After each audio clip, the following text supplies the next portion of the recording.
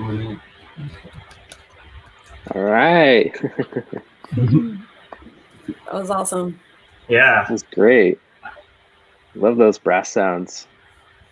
I'm like just still coming out of the trance that just put me in. Super relaxing. Oh, now we're live. Okay. Awesome. Well, hello, everyone. You've survived to the final panel of the day. I am your host, Snowdn, as most of you probably know me virtually, or if you know me in person, Justin. I am here today with Chantal deFelice as herself, and Chris and Nick of Allotrope IJK, visual collective and based in Seattle. I'm also based in Seattle as well, and Chantal is over there in New York. You also see over here, we have David. He's our on-screen technical director, and if we get stuck somewhere, we need to phone a friend, we'll rely on David there as well. I'm here to help. Thank you. Thank you, David. Yeah, so today we want to cover a variety of topics surrounding visuals and send you off with some behind-the-scenes insight and hopefully some resources to help you get started on your visuals journey. If we have time at the end, we'll do some Q&A, but I also cleared it ahead of time with Chris, Nick, and Chantal. If you want to ask questions offline, feel free to reach out to any one of us, DMS, Instagram, all the ways you can get a hold of us. So we'll go ahead and start off with some introductions, and you'll get a little glimpse of each person's visual background and what they're about. So why don't we go ahead and start with Chantal? Why don't we start with you? And we have little video clips to coincide to give you a visual representation as well, because we're doing visuals. Yeah, awesome. I'm so glad we could include that, because it's so hard to describe to people what my visual style is like, right? Just do charades with your hand. I do a lot of that. So yeah, for an introduction, and David, you can play it anytime. I probably won't refer to the visuals specifically, but I was thinking that I would talk a little bit about kind of my past, present, and future with visuals. I'm also a painter. I've been a painter for like 20 years professionally, my entire adult life, just about after art school. And I became introduced to visuals probably almost 10 years ago. And it was just like so exhilarating to me when I first was introduced to the concept of 3D projection mapping. And that's when I got into Resolume and started working with my own video clips and experimenting with large-scale projection and projecting onto shaped surfaces. Actually, I will mention this is a music video, so I've done some music videos as well, where I create the composition and perform it live and record the live output as the video. So I really love the aspect of live performance. It's so different from painting, so much more energetic. And so I performed a lot in galleries and big parties and some club settings. And then currently, and actually some of the videos you're seeing, is I've gotten to a point where I'm doing audio, sound, and music simultaneously with the visuals. I use a controller for each hand, basically.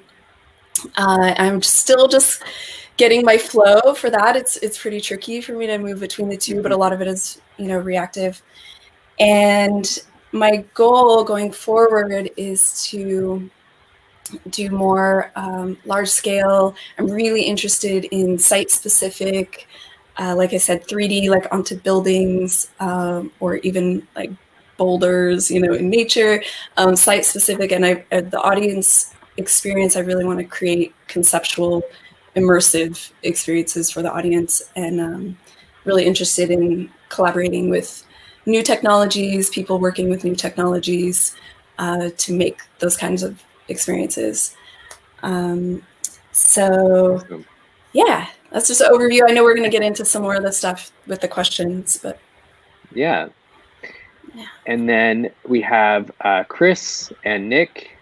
which Chris is on the left side there and Nick's on the right side. Yeah, I think the names are yeah. But yeah, so we're a visual collective in Seattle called Allotrope IJK. Kind of some of the background of the name is like allotrope is like a chemistry term about like, you know, graphite and diamonds are allotropes of each other made of carbon. So essentially, a lot of what we're doing here is like both of us actually have very different workflows. And Chris was kind of the one who motivated me to get into doing visuals, because when I met him a few years ago, he was doing a lot of shader stuff with Windows applications. And, you know, we played in a few groups, and I'm always like, oh, the visuals are cool. And I've always found them to be like an important part of the whole experience. So for me, the big impetus is we went to Montreal from UTech, and just seeing like that has like probably the most next level like art, technology, music sort of festival, and seeing that and just realizing how much of this isn't, you know, that it's accessible. They could go ahead and just go out, you know, get a projector, show up to a venue and say, hey, you want some visuals? So I started out using like Max MSP, using Max 7 and this library called vSynth, and that's been really great. And I'll let Chris talk a little bit. Yeah, I would say I met Nick kind of randomly through the Seattle music scene, and going to MUTech was kind of that pivotal moment of, oh, people are doing really impressive multimedia content. There's not really any, like, we have access to these technologies. We should be doing the same thing in the Seattle area. Come to think of it, it was maybe a couple years ago. We actually just sat down in an Ethiopian restaurant one day with our like notebooks, as nerdy as it is, with spiral notebooks, and took a couple notes of how we could theoretically play shows by the end of the year after coming back from UTech. And, you know, that's really evolved as you meet more people, you work on different experiences. Like, we've had a lot of luck in teaming up with the Modular Seattle folks and being able to perform with Modular Seattle. That's also led to different experimentation in like the quadraphonic space, or just building, you know, immersive world scale experiences that has been awesome. And I just think the technology keeps getting better. Like with VR, we're really at the beginning of just kind of all of this cool stuff that's about to happen. And like, I'm getting more and more excited for COVID to slow down and for us to get back out and performing shows. Yeah, putting together that reel, like, I used to keep a spreadsheet of every performance we did, and it's just kind of amazing to see how many artists we work with in different venues. Because like one of those videos was like of this huge, did projections on a 60x40 like projector on 2 walls. Chris has done it. There's a space here called the Chapel, which was like 3 projectors set up with quad panning around it. We've done some LED panels. We've gone to Tokyo, and these are all experiences where we just asked and we like communicated with other people. So whether it's in the visual realm or the synth realm, it's very important to realize how much of this is just like pairing up with people and trying new things. Yeah. I think we really need to touch on how welcoming the modular community has been for experimentation, and kind of call out if you're floating around skeptical of how to get started with visuals, or you're interested in it, like, don't have the hesitation to shoot an email to someone that's putting on shows in your area, because most times people don't have visual performers, and it's not that they aren't interested in, you know, finding them. It's just they don't know where to pull from. They don't have like a list of people, and I think that's benefited us a lot in Seattle. But it's not like it doesn't have to have some barrier to entry. You could make something cool and probably reach out to someone in your area and start playing shows pretty quickly. Yeah, and as you mentioned, Modular Seattle, working with a bunch of different artists. I'm familiar just because I'm a co-organizer of Modular Seattle, but that's created a bunch of great collaboration opportunities, and everyone just being able to explore things with each other. My visuals, David, if you want to show my clip there, I'm relatively new and kind of still trying to figure out what my style of visuals are. I like to just kind of work with what I have available. Eventually, I'd like to get into more fancier stuff like allotrope with the computer software. But I do things like here, feeding the live stream back into my capture card and creating like video feedback loops.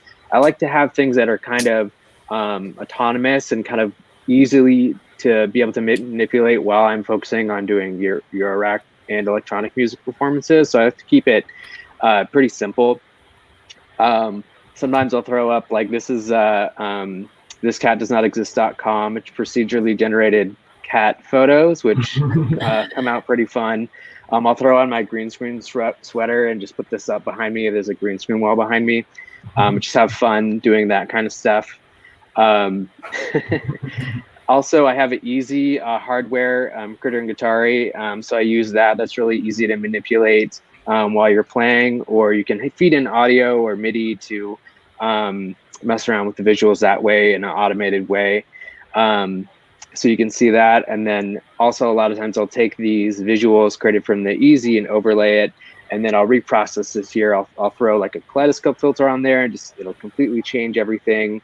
So that's a really nice way to just generate and reuse visuals. I also will take like analog video sources that I've recorded and just overlay them over my own performances or green screen, insert them into a performance. So that's always fun. You know, you can play in the bathtub and record visuals. It's crazy. Like this one is just like 4K footage of glitter in water, and it's like just crazy looking out of focus there. So that's a lot of fun. Just throw that in over your visuals.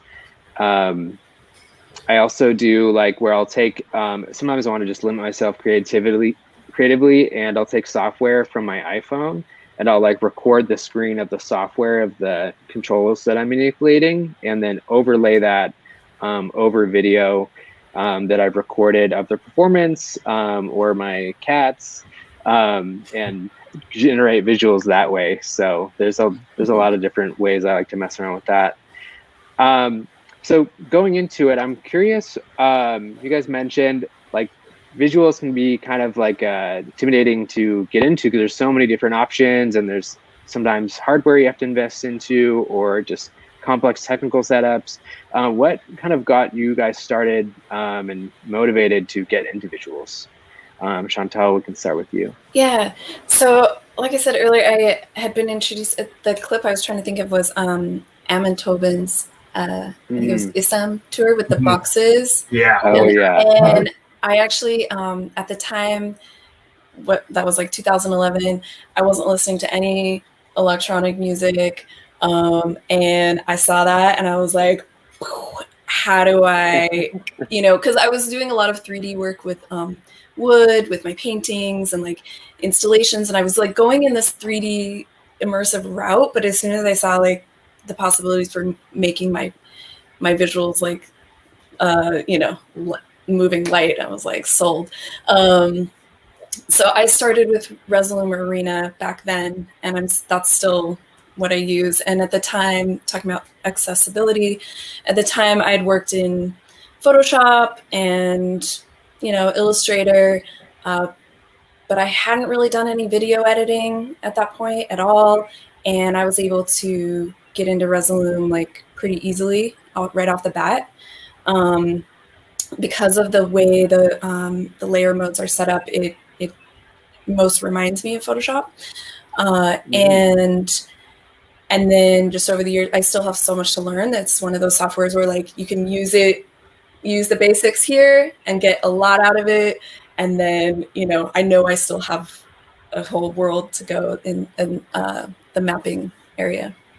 Yeah. But yeah, so that's what I meant. Okay. Yeah, that's you guys? definitely kind of similar vibes here where like I didn't think, I don't know, the visual thing to me has always been kind of like when I look at my life until I am 31 right now, I've always been interested in visualizers. And I've always thought of them as like kind of third or second class citizens to, I don't know, real 3D project. Like when I was growing up, there was all these like CGI things that took hours to render. And the visualizer was just like there, but it was so affecting in a way. And the start finding software that did that, like the vSynth software. Like one of the questions I saw in the chat that will also probably go on pretty deep is like, how do I get started? It's kind of what we're talking about. And the vSynth thing is like Max's proprietary software costs $300 or $400. You could get a demo and play around with these. But the vSynth library is free. It's this guy, Kevin Clipper in Argentina. And it's an amazing piece of software because it explores video synthesis. So if you do any like audio synthesis, you have similar concepts like color mixing, filtering, There are ways to extract certain part of the spectra or even the image. And then just playing around with these things, it's always moving. So that's the most fun part, is just having it there in the background, watching it go, seeing like, oh, I like this pattern. I don't want to lose it. So what's happening here? And playing around with things and understanding what does what. Like in that video we saw at the beginning, I mean, I sit there and I wonder like what kind of techniques they're actually using, because there was that kind of streak of feedback that was moving across, and like I love feedback patterns, and that's something that's really fun to do with generative visuals, because at least when I was starting out, I wasn't using any video input. It was all generated by Max, and now I'm using a bit more video processing. I'm doing a bit more video modular, but at the end of the day, it's still the similar concepts which I've learned from deSynth, and which, you know, talking with Chris does like a completely different setup, you know. Yeah, I guess, was the original question, how did we get started? Yeah, how did you get started, or what motivated you? I mean, you covered that a little bit, like the community had a big impact on, you know, motivating you to just jump in, and also feeling safe to just experiment with working on stuff with your friends. Yeah, I guess I don't know how much of the community knows this, but I actually did an undergrad degree in medical imaging. And so I've kind of been in the imaging space a long time, like in college and stuff, kind of in that bachelor's degree phase, doing, you know, maybe just frame editing or like just different tech or C++ code that goes and processes frames for like medical imaging labs. And so that's how I got started, because then from there, I was more curious about GPUs or shader technology and started writing different phone apps for filter effects, and then had a way to like capture images or just create things to share, which kind of sparked the interest of, oh, this now has more of a purpose because it's ending up in some final form that I can send to other people. But in terms of like the performance side of things, that's been a little bit different. I can't think of who the artist is exactly, but a really long time ago, I went to a talk at either Moquito or Lucio, another one of like the Seattle light artist communities. And one of the folks there that did a lot of techno sets or just live video sets described kind of the worth in building an asset library, or just assembling as much content as you can to pull from. I think at the end of the day, usually the stuff I'm the most impressed by just has the best asset library. I don't know that like I could point out and say, oh, this process made this substantially different. Like someone that's built a ton of clips in Premiere that are beautiful and just runs through those in a live video set might have more success than someone that's doing, you know, a lot of patching or complicated programs, or like even jumping to the Eurorack space. But I think building this asset library is the thing I would tell people to first start with, because video files are substantially larger than audio. You end up in a world where you've got like gigs or terabytes of video content that you don't really know what to do with. And so just like, and also you can do a lot of like CC0 searches to just find starter video or things to begin with, so that you can start messing with some of this software, or you just have a video base to run through like modules or LZX if you want to go that route. I also think it's really important in these practice contexts, or when you're not necessarily performing live, to always be recording.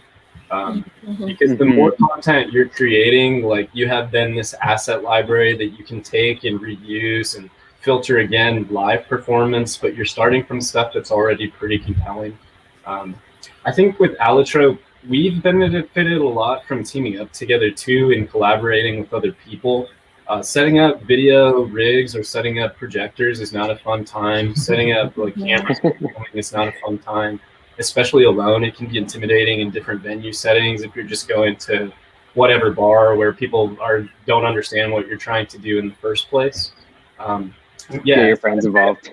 Asset libraries and collaboration are the first things I would suggest for folks to think about. Yeah, on that, like one of the biggest reasons we teamed up too was that me working at Patchworks and just being a little bit more in that community, like I was seeing opportunities come, and I was letting my kind of sense of pride, or just like I'm too scared to do this, because I would be showing up to a venue with my laptop doing something by myself, oftentimes with groups of people that I don't even know, because some of the DJ people I'm more familiar with now, but at that time, not at all. But there were opportunities there, and you know, Chris was also wanting to do performance, and I was thinking like, maybe at the beginning it kind of felt competitive, but I had this realization, it's like, it doesn't need to be competitive. None of this stuff needs to be competitive, really. It's all collaborative.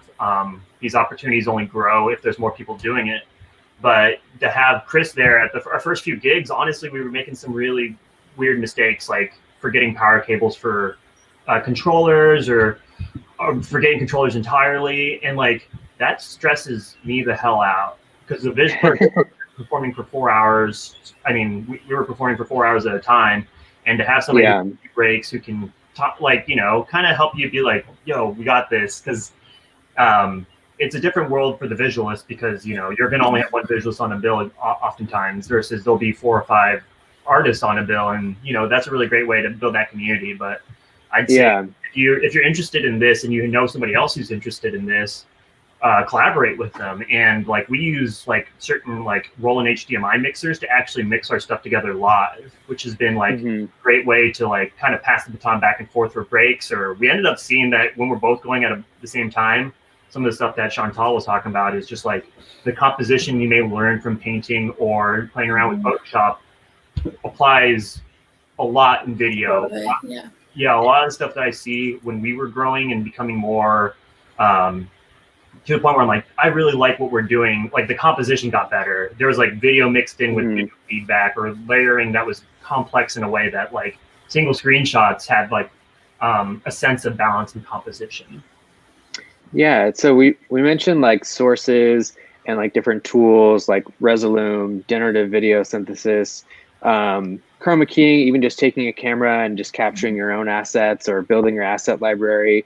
I know there's a bunch of like live coding applications too, like Hydra, Orca, Tidal, iPhone apps. So once you get all this stuff, like, I know a lot of people tend to ask us, like, how do you get your input source from one point to another? Like, what are those tools that you use to get something from the source to the projector screen? So I use, talking about building asset libraries, I have hundreds and hundreds. I use almost only my own footage. So I have, gigs and gigs of terabytes of video folder libraries. And with Resolume, you basically, from however I film it, digital camera, or actually I use my phone a lot, then you have to, then I take it in, I sometimes will chop it in Premiere, but after a couple of years, I started just making 30-second clips. Before that, I would like be filming something for 5 minutes and then go into Premiere and like cut the best bit. But now I edit as I'm filming, So, but with Resolume, you need to convert it. They have a dedicated software called Ali, I think, and you have to convert it to a DXV codec. But you can do it like on a batch code it and then put it into Resolume. So that's the part where I drag my feet a lot, and I'm like, this tedious bit. But File conversion. Exciting. And then I've used other stuff for found footage. What's the YouTube downloader, and then run it through Ali as a DXV. Yeah, definitely the point Chantal made about the footage. You have a camera on your phone. Just go around and like record things that you find interesting. Because a lot of the times, if I'm not feeling motivated, I like to just make up like a story in my head of what the visuals are trying to tell. Like, is it about? One of these times I wanted to have like this weird story about like how plants were growing, and then like essentially we're just cutting them all down, and that's like the drama. So I would find close-ups of plants, and I'd find some CC0 of like just tractors and stuff like that, and that allows us to really drive those input sources into some sort of storyline. But the thing is, like, I would do the same thing. I would take hour-long videos, and then I would drag my feet on cutting them. And then when you actually use them, you realize, oh my gosh, I was moving the camera too fast. The lighting was all wrong. So you spent an hour of footage and it's not even usable, which is just going to be part of the process. Like, it's okay. You're going to learn how to get that thing set up. Like, I bought a gimbal for my phone, so that allows me to walk on the street and have these like smoother pictures, or like come up and really have smooth inputs like that. But yeah, what are some of the things you consider like resolution, frame rate? Is that something you're kind of always keep in mind in the back of your head? Yeah, you should be having to scale the video. Yeah, Chantal. Okay. I was just gonna say, because I'm like painter, fine artist background, I'm very concerned with like, if I get to a venue and I find out the screen is a 4:3 ratio instead of 1920 by 1080, I'm just like, no, it's not gonna represent my art the way it needs to be represented. So so I'm definitely more concerned with those things. Like, yeah. I think it is like, you know, if you're really getting started, like maybe I could comment on, you got your first gig and what's going to happen from there. The first thing you should do is figure out what the venue offers and who's working at the venue, and if they have anything that you can use, because we've learned that people have like venues, even really nice venues, have terrible projectors or have terrible video setups or don't like have clear lines for projecting onto surfaces. You can find like solutions for a lot of things like that. Like we've done a lot of things with giant white canvas over walls, and we have like really crazy monitor tripods that, you know, go like 8-9 feet in the air and can hold a projector on top. But you really need to know the space, because there's other things like your projector throw range. Like if you've got a really short throw, cool, you're probably going to have a good time setting it up at a venue. If you've got a really bright, long throw projector and you have to bring it to a venue, good luck finding somewhere that you can mount it that's not in the way of the crowd or in the way of the experience kind of thing. So I think it's really important to understand the venue and the people you're working with. Some other tools that I'll just call out that have kind of changed recently, like with projector runs. Everything nowadays is based on HDMI, regardless if you're doing like, you know, analog video sets and stuff like that. At the end of the day, when you end up in a projector, it's probably some form of HDMI. And HDMI runs can't really go that long without repeaters or boosted signals. So one of the things that's become our best friend is kind of SDI converters, where we have a converter on one side of the HDMI that converts to SDI, does a really long cable run, and then converts back to HDMI. And that saved us in a lot of weird venue setups where we can be super out of the way of the performance going on when we're doing these visuals.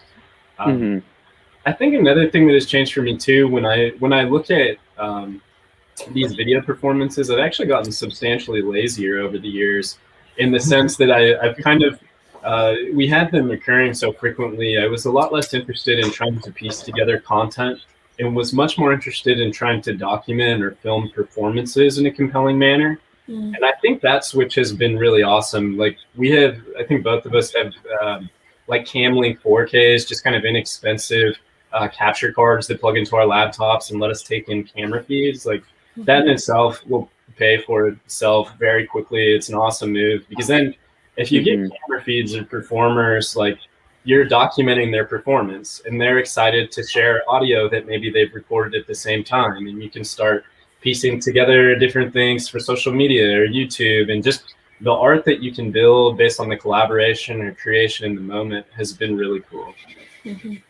Yeah.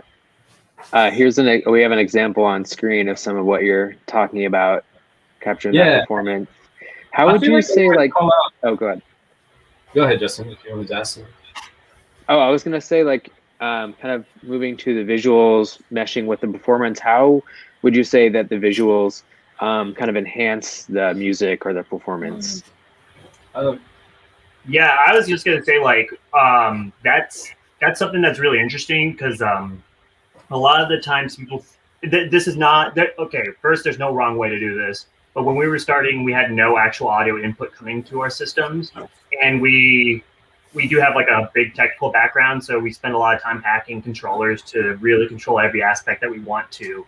And with Chris, it was in Unity. For me, it was in Max. So a lot of the controller MIDI controls like a first-class citizen of the whole programming interface.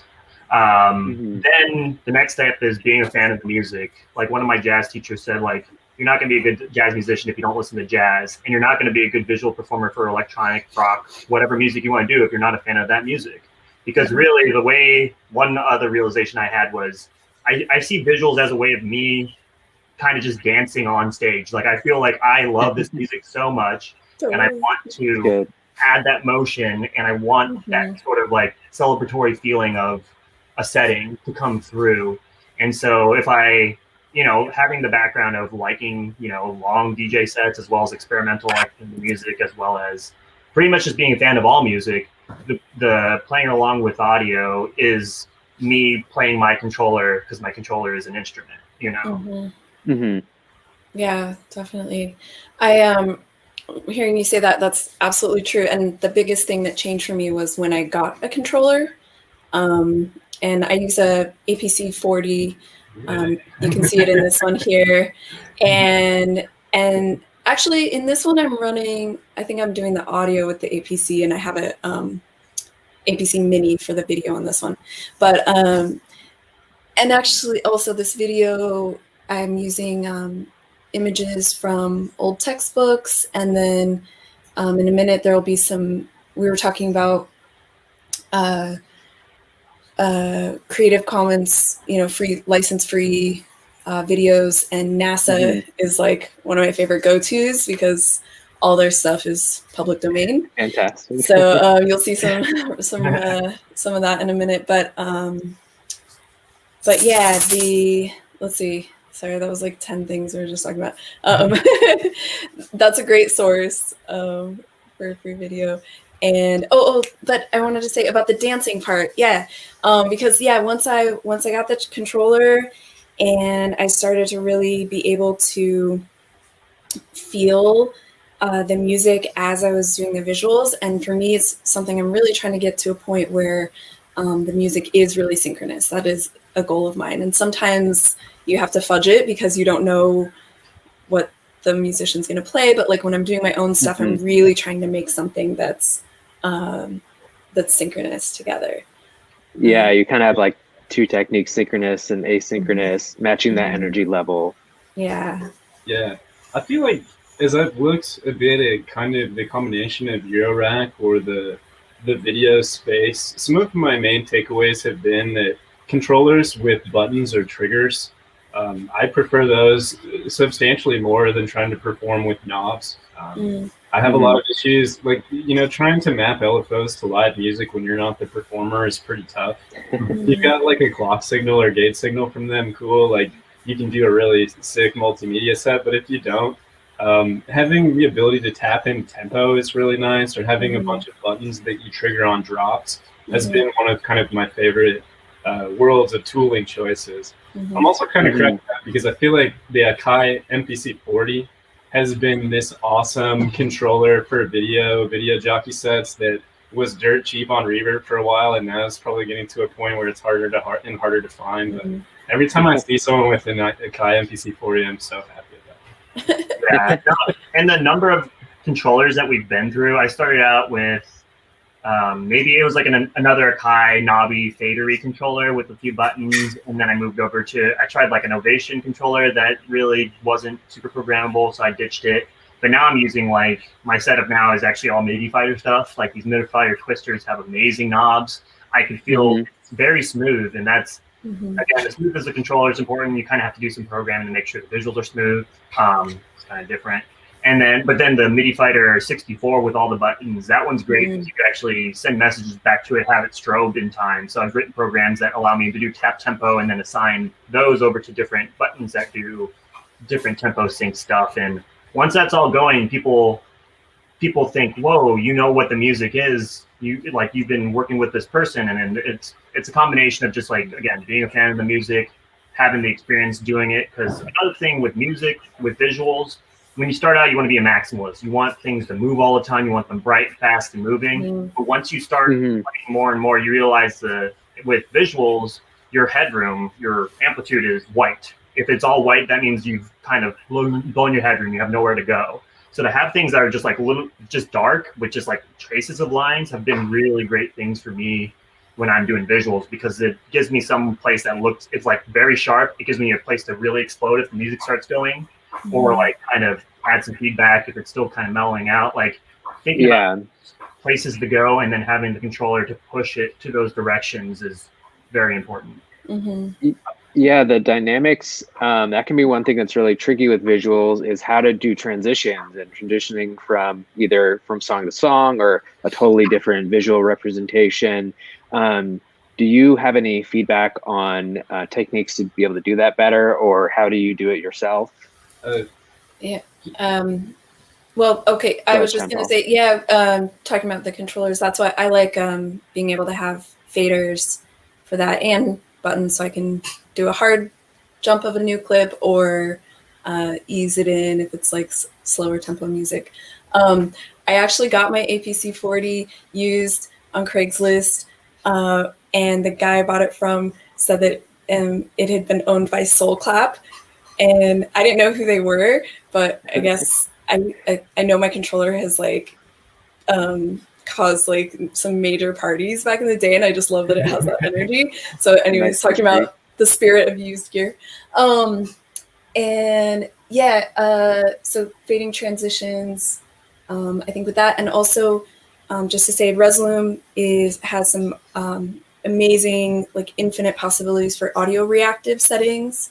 So I can set effects to be audio reactive, and I can also sync it with Ableton as well. So there's a lot there that can be automated, and that's what I'm trying to get more into. So that as I'm more of a learning my audio work, so I can focus on the audio and kind of automate a lot of the visuals. Right now, that's what I'm working on. But Mm-hmm. Did you have Cool. I guess, can you restate the original question? Yeah, just as far as what are some techniques to be able to transition between different songs, or just your visuals to add in dynamics? Yeah.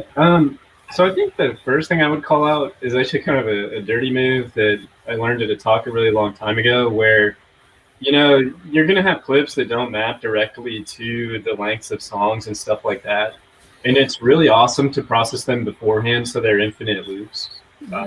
There's like some quick things you can do in Premiere, different video editing software to cut off the front of a video and put it at the end and cross dissolve across kind of thing. And that'll give you an infinite loop, so you no longer care how long clips are relative to the music performance. And it kind of sets you up for success of having something that continues to look cohesive compared to having hard jumps at unexpected times. Mm-hmm. In terms of transitions, I think a lot of my favorite stuff to do, like most performances nowadays, I just use like a Novation, like small sliders and buttons controller. And I really like having toggles for turning on and off effects at different moments. And usually I write a lot of custom shaders or a lot of custom graphic logic and try and build effects intentionally that take a trigger input but aren't like a full screen change. They're like a generative or growing change where, like, after multiple times hitting the same trigger, you end up with something unique compared to just like an on and off or anything like that. You have like a trigger. Like I can think of some different radial stuff I'll do where radial bands will kind of just be kicked off based on the press you do at a certain time, and that lets you kind of build a longer running image that stretches longer and feels more cohesive with the music without just feeling like a jarring rapid transition like strobe light thing. It's probably worth keeping in mind that like you can do a lot of audio processing and stuff like that, and there's cool ways to use like a frequency spectrum and stuff like that, but audio transitions or audio rate changes are way faster than anything you'll have on like 60 FPS projection. Usually I try and build transitions at different portions of the song compared to transitions listening to different like hysteresis bands of audio amplitude and stuff like that. I think I've explored it some, but have moved further and further away from it as it's just really difficult to hone in or have kind of work consistently across different artists and different performances. Yeah. This is also a trick I do in Eurorack, but sometimes I only have like 5 or 6 sequences. In Visual World, it's presets because Max actually has like a manager to help kind of store the state of your object. So I try to, before like a performance, like arrange those so I can go, you know, I never know when I'm going to transition the stuff because I don't know the artist's music that I'm playing with. So I just try to do it sequentially, and I kind of have those be like try to be just small deltas of each other. So I have something to fall back on if I get a dead spot on the visuals. Same thing with videos. Like I don't want to have all these nighttime scenes and all of a sudden like a bright scene and then another nighttime scene. And when I'm performing, I want to make it as easy as possible. So I try to kind of sequentially lay things out. So if they're buttons in a row, if they're faders, left to right. And that's an important thing too, because I think of visuals in the way of like a fireworks show. So like oftentimes you see the same sort of firework for 3 minutes and then you go to the next one. So like the visuals, like you could think of it in the low level, these are all different shaders. You can think of it at the high level, these are colors, these are effects. But for me, I want to have 3 or 4 of those up my sleeve. And so once I start kind of being like, well, I'm kind of done with this particular thing, I can turn this knob and then either my controls are completely different because it's a different effect set to different parameters, or it's, you know, interacting with the pre-existing stuff if you're doing video synthesis. So then you're always like buying yourself more and more time. But at the end of the day, you don't want to rush that either. So like the need to think of like, you know, if you're going into a performance and you have 60 minutes worth of video, like that's too much if you're doing, like, I don't know. I just think it's a lot of video for you to be using for what I'm doing, because I'm compositing the videos with a lot of different other effects. And often with videos, I slow it down to 0.6 speed just because the videos are moving fast and you don't want to. That's the easiest thing to do in video, especially if you're doing feedback mixing, is that you don't want to strobe. Like strobing is really bad. It hurts your head. And it's not good with epilepsy, and it's just not a good experience. So luckily in the digital domain, I saw somebody actually ask this question in chat about digital versus analog. The analog, there isn't the sense of like a temporal filter, something that's going to take 3 or 4 frames and blur them together so that you kind of lose that sharp change between colors. So I love to mix analog and digital to kind of rein in some of that feedback, because I love how the analog stuff looks. You can program it in digital and get things that look similar, but the analog stuff is just going to have an amount of error and intensity that you will spend a lot of time coding, but it doesn't have any filtering. To do rotations of analog stuff doesn't really exist unless you're using, again, video synthesis and math of rotation across like a Cartesian plane.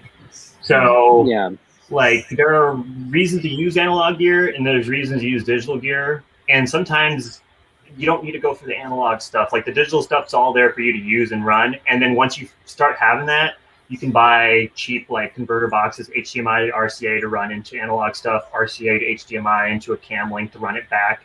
Because I've had these like patches that essentially use my analog gear as like a analog video send, and it's really sweet. But you know, again, you just set up the setup that you like to have fun with, record, and you know, and then think about when you're playing, like that's exciting, and I want to encapsulate that in an idea, so then I can call it as a preset, dial it in, play the video, you know, have a performance.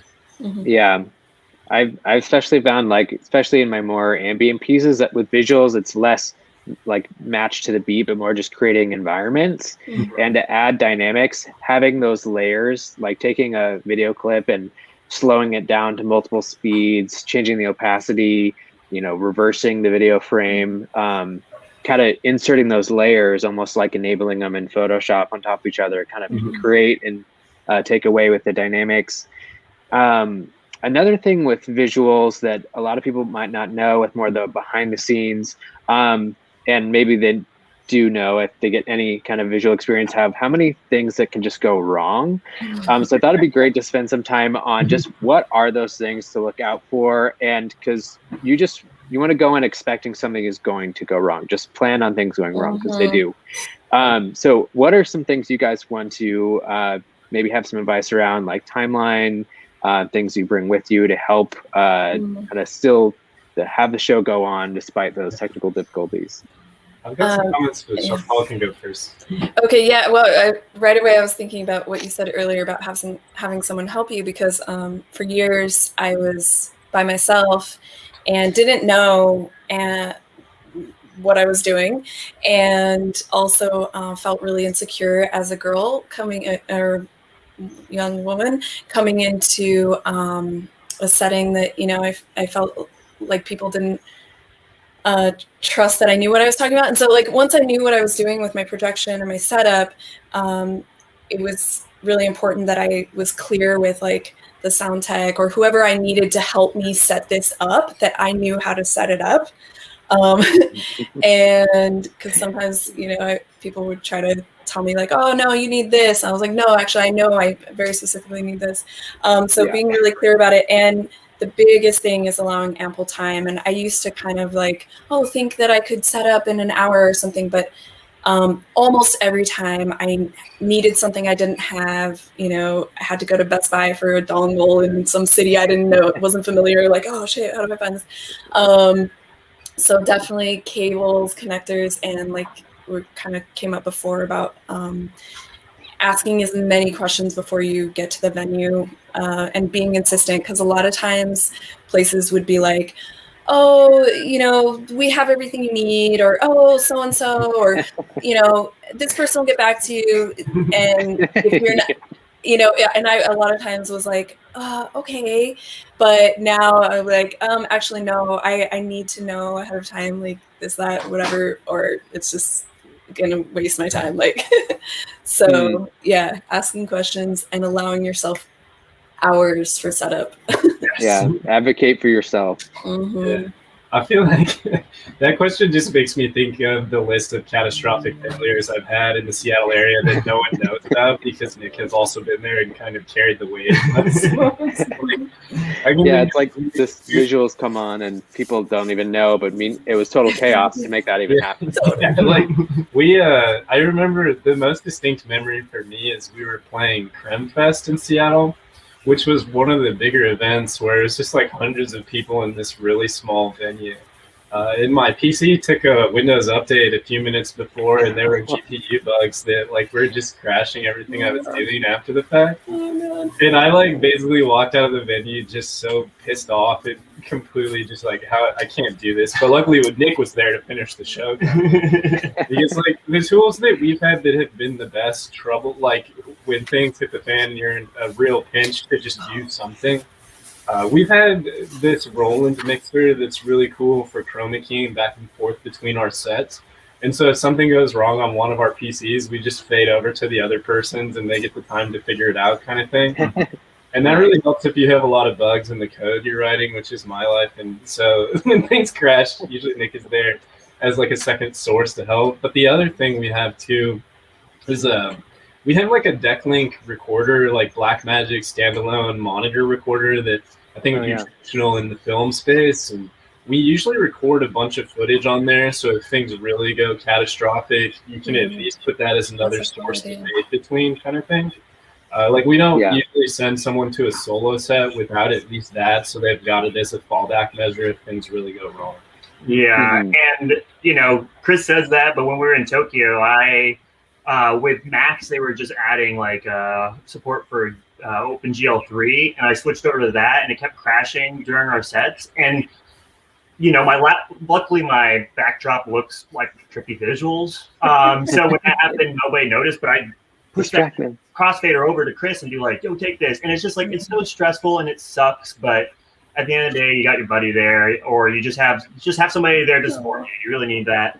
I showed up to a gig without a controller. I had like a rough weekend, and we ran out to this forest camp thing. Our car was backed in there.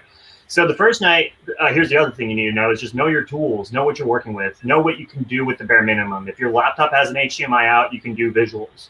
Like I remapped everything to just control using my keyboard and mouse, and it sucked, but it actually worked well. And then the very last thing is just essentially, like HDMI splitters. You want to split that HDMI before it hits the projector, because if you're not using a DeckLink with a screen on it, buy a cheap backup camera TV. They cost $40, and you can see what's happening right by your computer. Don't rely on your computer screen. Rely on something that's taking that HDMI signal, because those splitters will upscale, downscale, and that's essentially plug things in and out, and that's going to reset and get the negotiation for HDMI reinitialized, and that solved a lot of problems. And don't listen to anybody who wants to solve your problems, because they're going to make everything harder. I feel like my final comments on this would be, if you're just starting out getting gigs, the quickest way to stop getting gigs is to have a technical malfunction that makes the audio artist look inept or something on the stage. Most of the time, you don't even have to be in the front of the crowd as a video artist, which is what I like about it. And you'll just make this audio performer have the worst night of their life if you mess up a lot. Yeah. All right. Well, I think we're about at the end of the hour. We'll see if we can try to get some questions in. I know David had a question. Yeah, awesome talk. I'm learning a ton. And my question is just kind of coming from a performer's viewpoint. Like, how do you like other performers to approach you to do music? What are some things that we should never say? What are some things we should say? Well, I mean, money talks. There's that. You should always say that. No, I love to collaborate, and I'm, almost always like, please let me do visuals for your show. You need me. So. Yeah, I feel like definitely the money thing, because like if somebody's going to tell you what to do, that's a lot of work on our part. We have to show up, we have to set up. That's going to take 2 hours before and after, 4 hours during the set, or 3 or 2 or whatever. We're going to be putting together all this stuff beforehand, retooling our tools to conform to what you're doing. Work with us. Like, really, like if you have a concept, don't be so hard on it, because one of the most off-putting things and the discouraging things is to be treated like a tech, like that you don't actually have art. What we're doing, we want to try really hard to have intention.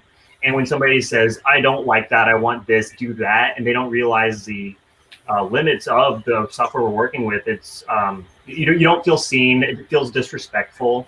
And it's just really hard. Also, I'm very sensitive. So. Yeah, yeah, be nice. We've had some different scenarios over the years, and the two of the things that kind of stand out is like people asking for their name on video content, and it's like, if you pay us, we'll do it, but if you don't, we have absolutely no interest in like making still frames for you to then go and reuse and not attribute us. Yeah. And the second thing that's been a real problem is ensuring attribution in these different performances. Like, you really have to press to get on the flyers a lot of the time, as sad as that is. And I can think of so many shows where I'm like, well, maybe I'm not even supposed to show up because they didn't put me on the bill. Yeah, how am I going to promote this thing if my name's not on the poster? Am I doing visuals? Or being acknowledged that you're doing them live. A shout out, like, hey, thank you to, for doing these visuals. Because a lot of times I've had times where people just assume it's like a video running or something. And I'm back there, sweating. Like, that person's doing sound, they're not doing visuals. Yeah. 100%. That happens so we can turn up the bass. I like, that's why I like being on the stage. I'm like, I want people to see that I'm doing this. Yeah, I feel like attribution has been the biggest one that has been so tough. Yeah, because it adds so much to the performance. Like, I don't want to be like a jerk about this, but I don't want it to be taken lightly about just like the reason why I'm doing this, and I think Chris is doing this, is because we believe strongly in how much that visual aspect adds to these whole things, the whole performance. So if somebody says they can't pay you $100 to work 5 hours, it's like it's really weird, because then you go to the venue and they have this looping video, and like, of course we're gonna be like kind of judgy about it, but it's just like the vibe isn't there. Like, when I'm feeling like I'm really performing, I feel like I'm having as much fun as people in the audience, because I'm feeling the music and I'm feeling new parts of my pattern kind of come through, and it's worth something, and it just shows appreciation. Yeah, I will. One other thing that I don't personally take offense to, that some people are really offended when you call them a video jockey. That usually means more of like you're playing back clips and you've done none of the work and just went and found like an awesome clip pack somewhere and showed up. So if you're meeting someone for the first time and they're like a multimedia artist or a video artist, don't call them a video jockey, because that might just in itself have them write you off working together. Good point. I think everybody that's in your rack has dealt with that when someone's going, hey, are you DJing that? Yeah, 100%. Yeah. Same idea, right? You guys just VJing like clips. 100%. Yeah. I think that's awesome. I think attribution, and obviously I know like we put a lot of time into building a set musically, But it is also easy for us to show up, a half hour, drop in, and then skedaddle right afterwards. You guys have to be there way before the party starts and way afterwards. Yeah. So that's a good thing for everybody who's watching to remember. How much Yes, please. Oh my gosh, the number of times that I've showed up to like a DJ set at 6 o'clock to set up things, and I'm not talking trash on DJs. I love partying. It's sweet, but it's annoying when it's 3 o'clock and everybody's like, "You want to go to the after party?" It's like, I need to pack up all these tables. I brought way too much stuff, and it's important for me to maintain that like professionalism, which sometimes can be hard because these sometimes can be pretty big parties or whatnot, but you have a lot of gear and you're wheeling around a lot of stuff. Your rack performers know that too. Bringing a whole case to a gig, like you want to make sure that thing stays near you. You want to make sure. I spilled a beer on one of my controllers once, and that was one of the dumbest things. Now I don't have drinks on the table, which should have been a rule. It's a good rule. Yeah, we've had other people in the crowd spill tons of stuff on our gear too, so don't get too attached to it. I guess. That's like why I'm always impressed by people doing analog sets. Like as much as you want to do an analog set, you can just build an analog video clip library, like asset library, and be good to go with live performances, and save yourself the pain of someone using a fog machine or sending a beer where they shouldn't, and then just rock your world kind of thing. Yeah. All right. Well, I think that's about it for today. Like I said earlier, if you have any questions, feel free to reach out to any one of us. We're happy to talk with you, collaborate with you. So just let us know. Yeah. I believe we're going to have some other people join to sign off the event, right, David? That's right. So before everybody takes let everybody go back to the green room. But thank you so much, everybody. Okay, thank you so much. Yeah, thanks for having us. It's an awesome weekend. Really appreciate it. Links to all your descriptions down, our socials down below. So make sure everybody follows you. Sweet. And definitely I'll reach out to everybody here too because I want some more visuals. Yes. Awesome. Yeah. Do it. Cool. Right on. All right. Thanks guys. All right. Thank you. Cool. So Bye. Bring in my friend Mono Scene. There we go. Hey. Hello. Awesome. Well, this is it. This is the end. This is the end. Of the. That was it. That was an epic weekend. It was an epic, awesome weekend. There's so much, and I'm sure everybody had stuff to do during the weekend, so you can go back and watch all the different shows. Be sure to like and leave comments underneath those shows. Tell us what you think. We read those. That helps us so much, that feedback, and the live chat's awesome too. But be sure to leave some comments there, so anybody who's watching might know what they're getting into. Hey, this is cool. So we appreciate that. Don't forget to subscribe as well. We have a lot of different shows and events happening, for the rest of the year. So, subscribing really helps. And big shout out to Southern California Synth Society. They're the impetus for this. Putting this on last year is what really got us off the ground. So a big shout out to Chavarsi and crew. Check out their sorry. No, go ahead. Oh, check out the performances from Friday. Fantastic performances on Friday. Really, really good sessions on Saturday on the Southern California Synth Society YouTube channel. Yep. Yeah, and Frank had a show too. Frank Martin. Oh yeah. He had a show Saturday morning too with like a bunch of all stars and stuff. Oh, and here's Chavarsi and crew. Here we go. Hey. Hello. Hey. Congratulations. We did it. Well, you texted me the link. I was like, but great to be here. Yeah. Sorry. Let me move this so we can there we go. We can see so we were just talking about you behind your back. Now you're here, so I guess we gotta take it. Only good things. Only good things. I hope. And another thing. Hit the dislike button. No, I was in a chat. That was a great panel. The visual, wow, that blew my mind. Yeah. That was blowing my mind. I wanted to ask questions, but I just wanted to listen. I was like, this is good. This is really good. Yeah. It's so awesome to hear their perspective, performing and being around, either performing with visuals or helping people and really get an idea that that's really cool, and I think that was good for everybody here. Every panel had like there was something in it like oh yeah, we definitely hit what we wanted to do on those panels. Mm-hmm. But almost always there was like something I never expected that come out of it. I'm like, wow, I just feel so much more smarter.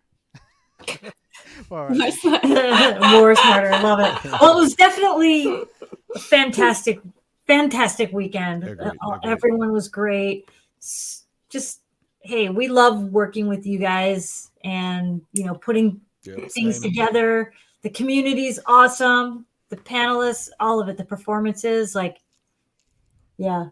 The only thing that would make it better is if we just keep going on and on, but we obviously can't do that, right? So we just have to come back next year and do this again for sure. We all got stuff going on, later next month. We'll do more stuff. So we'll announce that frequency shift. Frequency shift show. Yeah, that's right. Shift's coming up. July Skies is going to be, and I'll be announcing those nice performers, soon. So there's a lot that we're doing. I know there's other things that New York Modular Synth Societies, they're doing their thing still on Twitch, so that's awesome. Seattle Modular Seattle's got a lot of things going on. They're still doing their modular nights. So there's a lot going on. We're getting out of the pandemic and summer's coming up, but there's still plenty to tune into and watch. Definitely.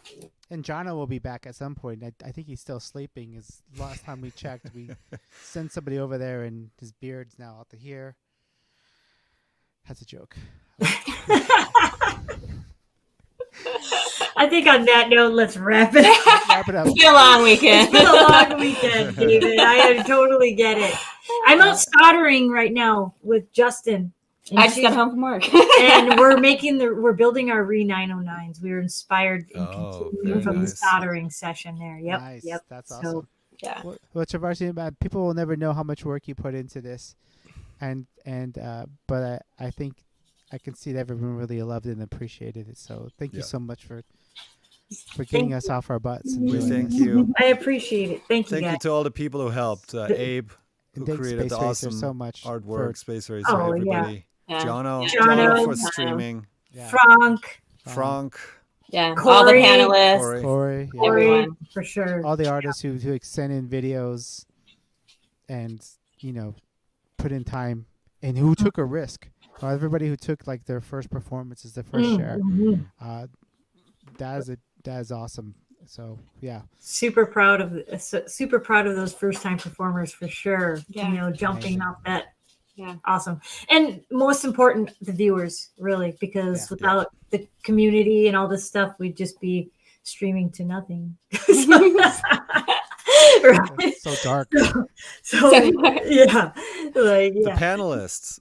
Yeah. All the people that were hosting panels, Snowdn, all of it. Justin, and everything was fantastic. So awesome. Well, everybody have a safe rest of the day and take care. Awesome. Yeah. You guys take care. all right. Love you guys. Love See you you too. in the other in the Discords and on the other streams. Enjoy the rest of your day. Yeah. All right. Peace out. Ciao. Everybody.